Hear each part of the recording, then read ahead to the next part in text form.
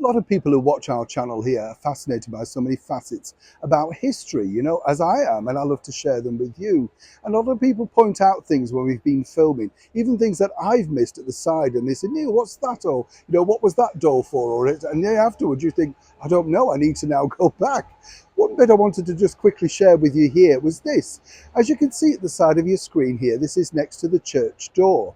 At the church here in Kensington. And a lot of people say, well, what are they for? Now, when you go around London, because it's such an historical place, very similar to places in the United Kingdom like York, Bath, some wonderful places in Scotland, Northern Ireland, and in Wales as well. We have a lot of history that still remains over from the 17th, 18th, and 19th century.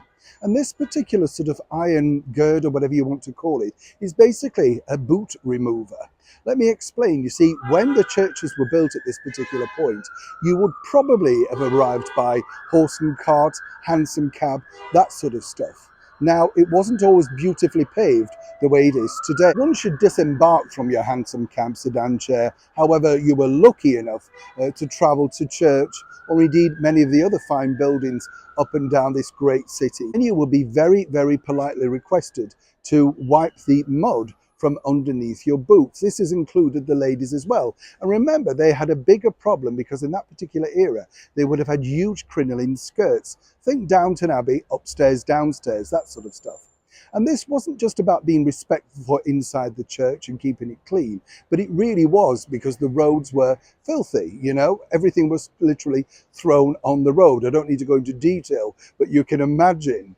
And then this was quickly put together, collected by people from what you might call then the council, who obviously then reused it for fertilizer. You get the picture now, right? And so what's interesting when you go around places like this, you see that and you think, wow, that's remained there for over 150 years. And the people today really would have no idea why. Now, of course, some people could use it today, perhaps if they were lucky enough to tie up their dog, if they're only going to be a matter of seconds, or get someone to stand outside and watch the dog with it. Never leave them alone, you never know. But on a serious note, people don't know why they're there. And I just wanted to share it with you because when we spot these things, it is nice to say, well, that's what this was for. And 150 years ago, this would have been in constant use and constantly having to be recleaned, repolished, and repainted. Today, of course, it's a solitary figure, like so many things are in history.